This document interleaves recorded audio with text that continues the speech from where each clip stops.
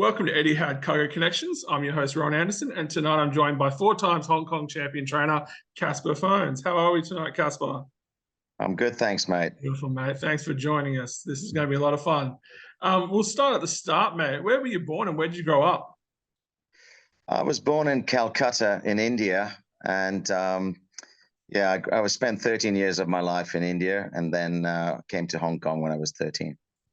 And your family's, synonymous with racing, let alone Hong Kong racing, through your father and now onto your son. How important is that part of, around legacy from your father and passing that on to your son in terms of your own career? Yeah, in this sport, it's a huge part of our game. If the family is keen to get involved, then we must encourage them and give them every opportunity to take the next step. To be, God willing, good trainers. And I'm very happy that my son's following in my footsteps. So we got to give him the best opportunity to be a star in the future. And most definitely, especially when it comes to the young blood, like we've got the Cummings down here in Australia, we've got the Eustaces over in the UK. So it's always good to have those, family legacy bloodlines really growing through our great sport. What was it about horses and horse racing that got your passion? From an early age, I used to always, enjoy going to the stables when my dad was training in India. And it was great to be able to follow him around and interact with horses. And you just get a lovely feel for the animal and how wonderful they are and how much joy they can bring into your life. And it just gave us the opportunity. Obviously I was a kid when I left India, but once I came into Hong Kong, it was just great to be able to follow my dad and start to really get into the actual part of the training aspect, which really opens your eyes and you get to learn so much more once you're interacting with horses. And let's just talk about your career. Four times, as I said, four times Hong Kong champion trainer, Hong Kong mile, two times Hong Kong sprint, two times Hong Kong derby, back-to-back Group 3 centenary vases now. Hong Kong career wins, on the border of 1,100, 1,200 wins. Great strike rate. How important is it, to be ticking off those, huge Hong Kong races in terms of your own career? Yeah, it's everything like that. It's really rewarding when you can get the job done. In Hong Kong, it's such a tough system because it's a handicap system and you're restricted to the numbers of horses you have in your stable. It's not like other countries where you can go for a soft kill on a different surface and a different track and get a result. We have a handicap system, so your horses are stuck within that rating band. And if you can't get them to perform, they've got to drop down in points where you can get a softer option for them. And God willing, if they're performing, then they go up to the next level. And then also the competition becomes harder. So it's very competitive in Hong Kong. So we enjoy every winner, whether it's class 5 all the way to Group 1. Seriously, that's the truth. Most definitely. And just in terms, I listed off those, big feature wins. What have been some of the key memorable highlights when you look back on your career to date? Memorable highlights for me, obviously, winning some big races here, as well as going overseas and snagging quite a few of the Singapore sprints and miles. But obviously, having 6 winners in one day at Happy Valley was a massive, massive feat. Being the most successful wins ever at Happy Valley in the history of Hong Kong racing is something I treasure. And, I'm going to continue to just put a massive number up there for someone else to come and challenge me once my career is over. But, it's so tough in Hong Kong. Like I said to you before, you just appreciate everything. So just fingers crossed we can continue to be successful.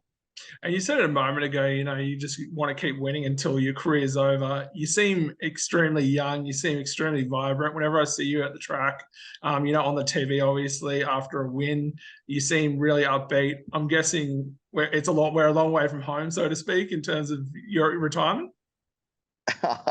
Well, we're getting on a bit, 55 now, but you're right. I mean, it's a sport that does keep you young when you're getting results. It can also age you when you're getting frustrated with horses not performing and stuff. So it's a lovely balance where you have the good with the bad, and you appreciate the good times, and when you have the bad times, you knuckle down and say, right, let's look forward to some better times.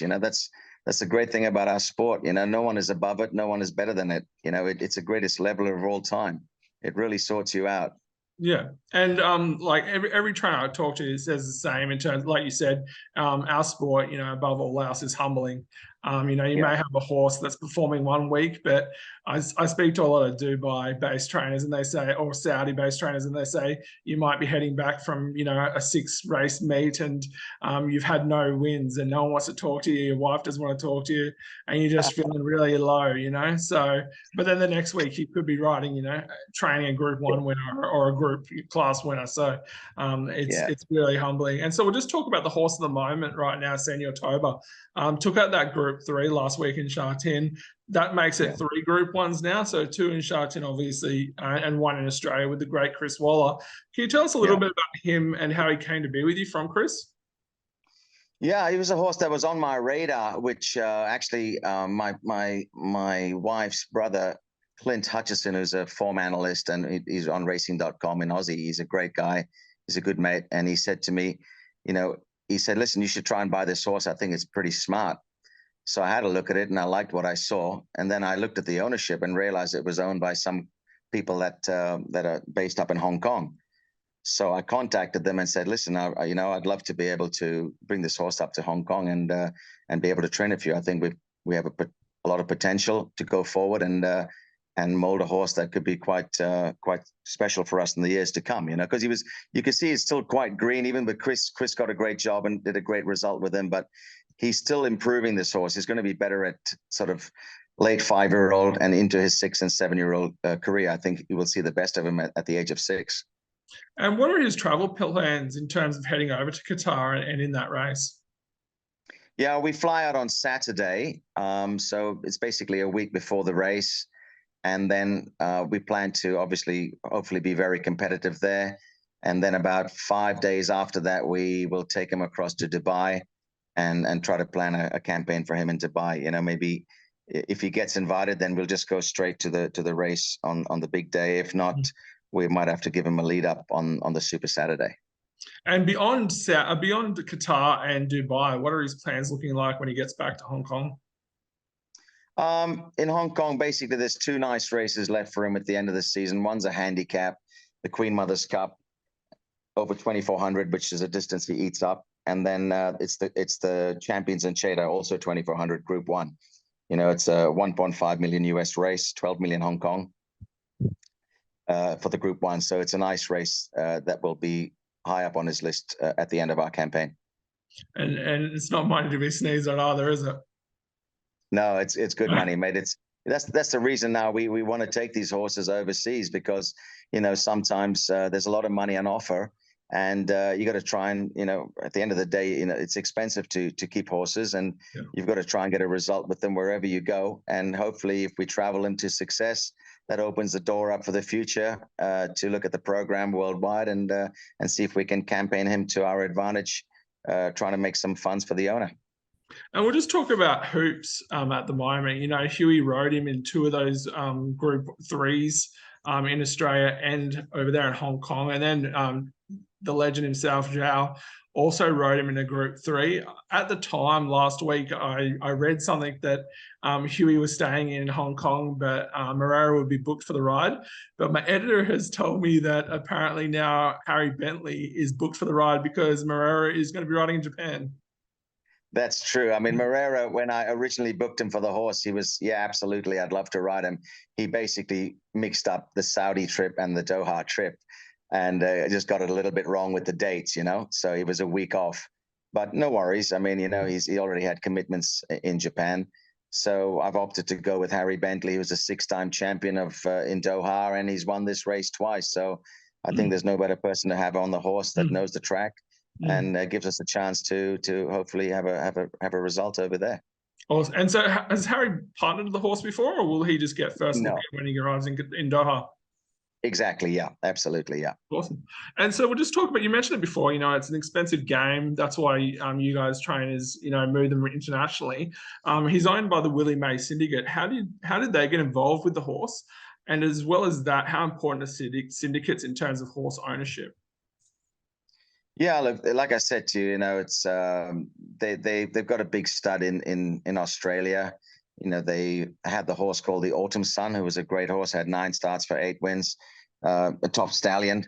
They owned him, and so they've got a bit of a breeding game going on, and they have their own mares, and they breed a few, and they buy a few.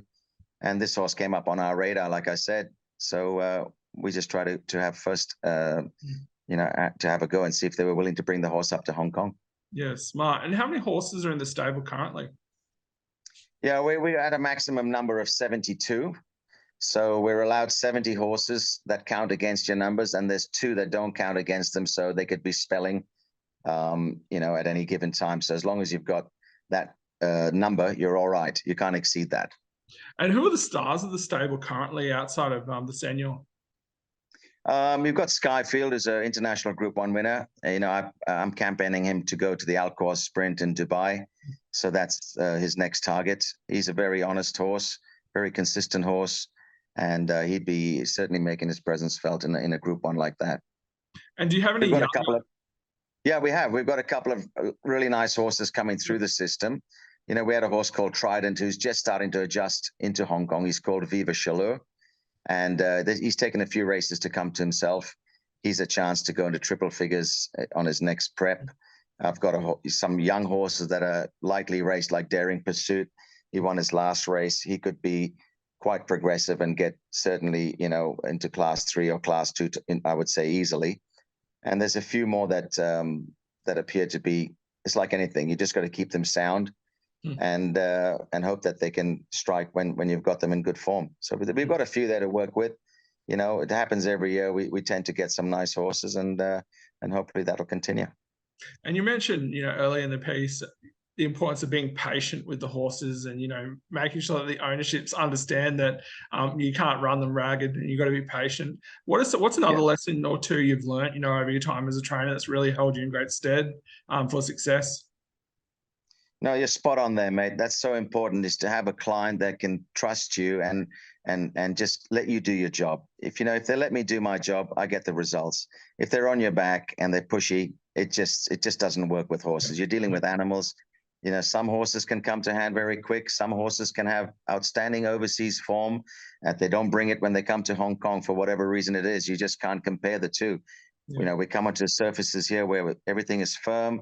These horses from Europe, they're not used to that, going to firm tracks in the morning, firm tracks on race day. And you've got to get that bone density and let them adjust accordingly. And sometimes the good ones can adjust straight away and get through it. And some will just take that season and a half before you start to get the result. But that's why it's a handicap system. So if you race them and they don't perform, you'll drop. And then, God willing, they start to acclimatize and settle into the environment. Then you can start to pick the points back up and go upwards and get a result for the clients that have made a big investment. And have you taken many other horses out to Qatar, Saudi, or Dubai?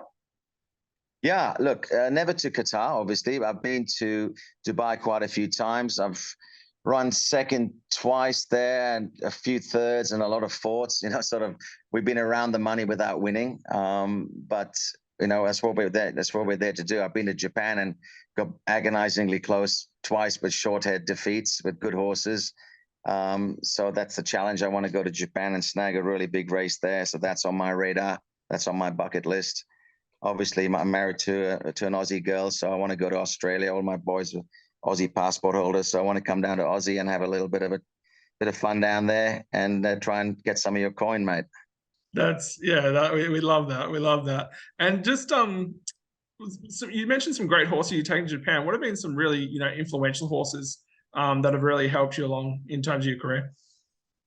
Certainly Lucky 9 was a superstar for me. He got so close in Japan, ran some bottling races, running incredible sectionals in defeat. Green Birdie was beating a nose over there. A good sprinter, international, a top-class sprinter for us as well. He's won international Group 1. We've won derbies, obviously with Super Saturn, Sky Darcy. So we've had a few really nice horses, Thumbs Up. I even trained Military Attack after John Moore and did quite well with him when he was aging. So there's been quite a few nice horses come through our hands. And that's a good thing about Hong Kong, is you're always a chance of getting some potential superstars. We for a small city with around 1,100 horses, seriously, we've produced some absolute superstars in the world. I mean, we've got a lot of horses that have been in the top 10 for a considerable period of time, and we take a lot of pride in that. And you mentioned, just the last question, you mentioned Japan's on the bucket list, you know, down here in Australia. What are some key races that you'd really love to tick off and, you know, show what your stable powerhouse and these horses you have in work can really do on the world stage? Yeah, Empress, like some really good sprinting races in Tokyo, is, you know, I think it's early October. Then you've got the Yasuda and the mile in June. You know, those races are big stake money. You know, if we get the right horse, you're a chance to be competitive. In Japan, I mean, as you know, they have some superstars there. They got some of the best horses in the world. So you've got to really bring in a superstar to be competitive. You know, we've got very close. We've been unlucky, certainly been very unlucky on a couple of occasions with bad draws, missing the start, running the fastest last half miles, and you know, only getting beat a short margin. But like anything, mate, you know, if you knuckle down and you work hard and you keep trying to produce good horses, they'll come through your hands. And I've had a lot of really, really good horses. I haven't had a champion yet, so I hope I get that superstar. And I wouldn't be afraid to travel around and take the best on. You know, I see so many people with outstanding horses that just tend to stay in their backyard, which is a shame, really, because the racing world, if you've got something that is an absolute superstar, I'm never afraid to take them on, go around the world and show everyone, because you can never judge. Everyone says, oh, superstar, you know, Winks was a superstar, you know, but you got to travel out of the country and challenge the best and do it against the best. And then you absolutely have that, wow, you know, people go, there you go, you know. Like nature strip. There you go. Absolutely. You've got to do it, Yeah, even like a Caviar did it, the Black Caviar. Yeah, absolutely. Beautiful, Caspar. This has been really good, mate. Thanks for joining us on Etihad Cargo Connections. You're welcome, mate. Take good care. Good luck in Qatar. Bye, mate. Cheers, man. Bye-bye. Bye.